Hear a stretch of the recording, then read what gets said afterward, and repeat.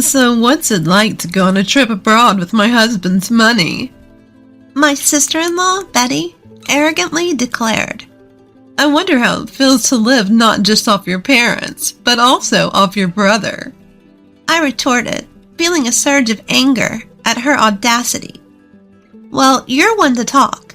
You're a stay-at-home wife, and yet you hire a maid and don't do any housework at all. That's enough. Both of you, stop it. My father stepped in between Betty and me as our argument threatened to escalate. With a calm look on his face, he pacified me and looked up at Betty. Seems like you can't enjoy your trip with us both here. We'll head back home. Sorry for disturbing. My name is Lisa. I'm nearing my 40s and work while living with my father. My mother passed away due to illness 10 years ago, and my younger brother Jake, who is 5 years younger, has already married and left home. I live modestly with my father in our spacious house. It's not that I can't afford to live alone. I choose to live with my father because I'm worried about him. After losing my mother, he started having frequent health issues and was forced to quit his job as he neared retirement. His condition worsened to the point where he wouldn't eat for days unless reminded, and would be bedridden for almost 2 weeks if he fell ill. I couldn't leave my father alone in such a state. At that time, my brother Jake was already working as a lawyer and had a fiancé. Jake and his wife were planning to build a new home near our house, so it was inevitable that I would stay with my father. Jake is exceptionally gifted compared to me. I never thought that the woman he chose as his wife would turn out to be so unreasonable. Jake's wife, Betty, quit her job immediately after their marriage and became a housewife. She leaves all household chores to a hired butler, and her daily routine seems to revolve around luxury lunches and shopping at high-end stores. Jake is busy with work. Perhaps he doesn't have much time to spend with Betty, but her extravagant lifestyle is shocking. Living close to Jake and Betty's house, I couldn't help but hear about Betty's carefree life. What made it more intolerable were her remarks when she visited our house. When are you planning to leave this house, Lisa? Aren't you embarrassed to live at home at your age? Betty would mock me like this quite often. I swallowed the words. I don't want to hear that from a housewife who doesn't do housework and just enjoys herself, and responded with a vague smile. I've gotten to the point where I wish she wouldn't come to our house at all, but my father shows sympathy towards Betty, saying, Jake might be too busy, and she could be lonely. He doesn't drive her away. Rather, he often invites her to have dinner with us. I wish Jake and my father would show some understanding of the emotional toll this is taking on me. But when I see my father, who is unbothered by Betty's audacious attitude, smiling while eating with her, I can't help but think that as long as he's happy, that's all that matters. Why on earth did Jake marry such a woman? I often wonder, but I suppose there are qualities in Betty that only Jake can appreciate. I purposely ignore Betty's rude remarks and continue eating in silence. That day, as usual, my father invited Betty to have dinner. Jake has been swamped with work lately, and Betty usually helps herself to food left by the housekeeper. My father, perhaps feeling pity for Betty, decided to buy some expensive ingredients and proposed that the three of us have a nice meal together. I wasn't particularly thrilled, but if my father insisted, I didn't have a choice. I bought ingredients from the supermarket in town and managed to whip up some dishes I'd never cooked before. My father, who had been losing his appetite, was delighted and laughed, saying, I'm particularly hungry today. Betty arrived significantly past the agreed-upon time, sank into the dining table chair without so much as a decent greeting. The dishes I had prepared were lined up in front of her. Now that we're all here, let's eat, my father cheerfully suggested. Betty didn't seem pleased. She poked at the food with her fork, heaved a big sigh, and said, Do you think I can eat something that looks this unappetizing? Betty shot me a look of contempt as she glanced at the small dishes. I stared back at Betty, then turned to my father in surprise. My father also looked surprised, his mouth agape as he looked at Betty. Well, it may not be as good as the meals your housekeeper makes, but Lisa made this from scratch. Can't you be a bit more polite? When my father-in-law sternly rebutted, Betty immediately pulled a sour face. I never said I wanted to eat with you guys. I'm helping you make some memories, and you served me something that looks so unappetizing. Can't you consider my feelings a bit? What do you mean by making memories? I muttered, but Betty picked up on it quickly. Betty looked down on me and my father, smirked, and said something unthinkable. Well, your father won't live much longer, right? I'm the diligent daughter-in-law keeping him company, so I expect a generous inheritance. At this, both my father and I were left speechless. The living room fell silent. Could this really be the woman that the intelligent Jake chose to marry? Discussing inheritance before someone's even passed away? There's something wrong with that. Dad, you're going to live for many more decades.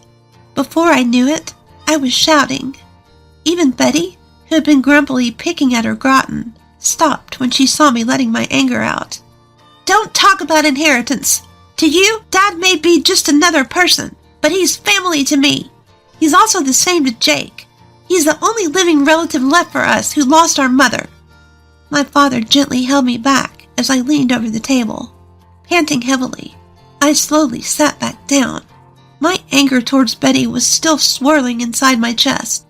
With a deep breath that seemed to pierce my father's mood, I felt my pent-up emotions deflate. I'll pretend I didn't hear what you just said, my father said in an emotionless voice. Immediately, Betty's scoff came flying. All I did was state the facts. I don't want the inheritance taken away by a woman who's still living in her parents' house. Betty's words were so refreshingly straightforward, I no longer had the energy to be angry. She bravely rehashed what my father had tried to let slide, and threw her demeaning words and actions at us. I'll leave this rundown house to you, sister-in-law. Looks like you won't be losing your place to live. Betty's shrill laughter echoed. I wanted to retaliate with a complaint, but when I saw my father quietly shaking his head, I swallowed my words. My father was too lenient with Betty. Even though she might be lonely with Jake, often busy with work, it's not right to sympathize with an adult who can't tell what's appropriate to say and what's not. My father looked at my face and muttered softly, She's the one Jake chose. My father smiled with a hint of sadness. He looked like a father dealing with a troublesome daughter, and also like a man completely worn out by life. I couldn't say anything when I saw my father's face. I had things to say to both my father and Betty, but I wanted to know what Jake thought about all this more than anything. Does Jake know about Betty's behavior? If he's aware of it and just letting it slide, I have to say something as his sister. In the end, Betty barely touched the food I made and left early after a brief conversation. Only my father and I were left in the large living room. Creating memories, huh? Maybe she's right. I quietly exhaled as I noticed my father's figure suddenly seeming smaller when he murmured that. Due to Jake's suggestion, our family decided to go on a trip to France. My father wanted to go to France while he could still walk on his own, so Jake and I planned the trip. Of course, I initially asked Jake to take Dad and go on the trip with just the three of them, without me. Betty would always make snide comments toward me if I was present. I didn't want to ruin the cheerful atmosphere of the trip. However, Jake insisted that it would be best to have someone who usually observes Father's condition, so he ended up purchasing 4 tickets. I reluctantly agreed to accompany them on the trip to France, and as I expected, Betty was in a bad mood the whole time and didn't exchange a single word with anyone on the plane. Once we landed, we went straight to the heart of Paris and enjoyed sightseeing. My father was unbelievably energetic, exploring everywhere. Betty seemed to lighten up a bit when Jake bought her a brand name bag. She walked arm in arm with Jake, but I couldn't help but notice that Jake didn't look particularly happy. At that moment, I accidentally made eye contact with Betty. She glared at me so fiercely that my heart jumped. By the way, why is Lisa here with us? Betty let go of Jake's arm and confronted me. I asked her to come. In case something happens to Dad, we need someone who can handle it. Jake tried to step in to help, but it seemed like his words didn't reach Betty. She kept staring at me, snickering. What's it like to go on a trip overseas with my husband's money? Airfare isn't cheap, so don't be extravagant, Betty said arrogantly. We're staying in a suite at the hotel, but it would be fine for Lisa to sleep outside, right? Jake called Betty's name sharply, trying to stop her, but she didn't listen. How does it feel to live not only off your parents, but also off your brother? I felt the blood rush to my head at that comment. Betty, you're the one living off Jake. Even though you're a housewife, you hired a housemaid and don't do any housework. Enough. Both of you, stop it. My father intervened just as Betty and I were about to get into a quarrel. With a serene expression, Dad calmed me down, glancing at Betty. It seems our presence is spoiling your trip. We'll go home. Sorry for disturbing you. Lisa, could you check the bus schedule to the airport? Without anger or distress, he calmly made his declaration. A smile spread across Betty's face, while a look of panic raced across Jake's. Wait a minute. What should we do when you guys are gone? Jake had a sudden realization and tried desperately to keep us from leaving. However, once Dad decided to go home, his resolution was firm. He had me check the bus to the airport, and he quickly set off in the opposite direction towards the bus stop. I had no choice but to follow Dad, while keeping an eye on my brother and his wife. We'll be just fine without the old man and old lady. Betty's voice echoed from behind us. I was momentarily angered at Betty treating Dad as an old man, but I had no time to waste on her. I chased after Dad, who was walking ahead, while hearing Jake's cries of anguish and Betty's insults thrown at him. Jake barged into the cafe near the airport where we were having tea, looking desperate. His forehead was covered in an extraordinary amount of sweat, signaling something was amiss. In a frenzy, Jake rushed to our table and bowed his head to us. I'm sorry about earlier. I'll apologize properly later, but for now, I need help with Betty. Jake bowed deeply, pleading with Dad. Dad and I looked at each other in surprise. What happened to Betty? When I asked in place of Dad, Jake began to explain with renewed energy what happened after we left. After we boarded the bus to the airport, Jake and Betty took a taxi to the hotel.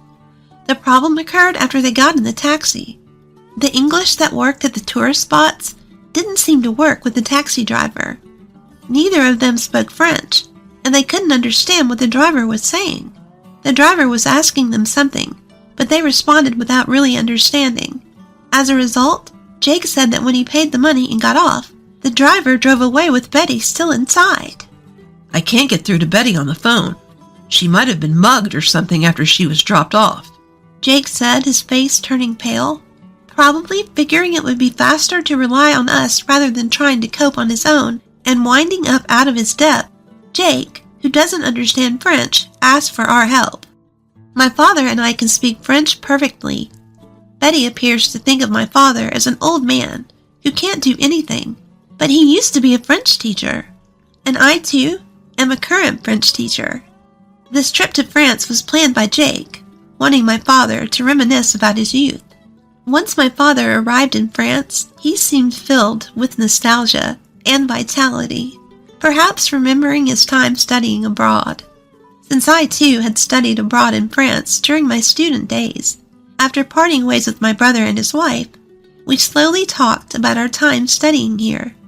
My father listened to the stories with a serious expression and eventually gave a slow nod. Let's return to the city center. I bet the taxi that dropped you guys off is waiting for its next fare there. With my father's command, we quickly got ready and set off on a journey to find Betty, who had been left somewhere. My father and I split up to look for the taxi that had dropped off my brother and his wife after returning to the city center. Most taxi drivers speak French without resorting to English. Before me, my father found the taxi that had taken them and quickly arrived at the location where Betty was said to have been dropped off. Fortunately, Betty was there, exactly where she had been dropped off, unhurt, slumped over. It was good that she was uninjured, but as soon as she arrived, she seemed to have been pickpocketed, and all her bags and valuables were gone, leaving her sitting there penniless. When Betty saw Jake's face, tears welled up in her eyes, but she quickly scowled when she saw us. "What are they doing here?" Betty, who was plainly grumpy, asked Jake, and he sighed heavily. "If it weren't for the two of them, you'd have been left here penniless forever, you know. Show some gratitude." Betty's eyes rounded in doubt. "What do you mean?" "Without them, our trip would have been a disaster. You and I, we can't speak French. That's why we ended up like this. But these two are different. Both are French teachers, far better than me." Betty looked uncomfortable, her gaze flitting over to us. A bad thought sprouted in me, and I dropped the quiet words to Betty. "If we hadn't found you, you might have been sleeping rough here."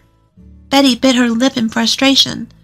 And also, the expenses for the trip were split equally between Jake and me. How's that? An overseas trip fully enjoyed on the money of an old lady living at her parents'? At this, Betty's shoulders began to shake. "It's your father's money anyway, isn't it?" To Betty's counter-argument, my father gently shook his head. "I didn't do anything. Lisa and Jake, they're doing well on their own. They're my pride and joy." Just when I thought Betty was glaring at me intently, she fell silent without saying a word. Even though she had been helped, she didn't utter a single word of thanks.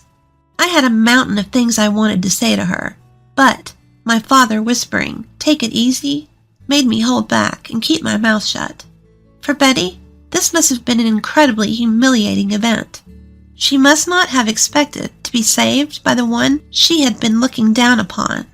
Even Jake seemed fed up with Betty's stubborn antagonism towards us, his face showing clear signs of frustration. "Well, now that the issue has been resolved, shall we resume sightseeing? Let's go to a restaurant I used to frequent when I was studying here," my father suggested cheerfully. At my father's bright words, the family was once again united. We ignored the depressed Betty and thoroughly enjoyed our trip in France.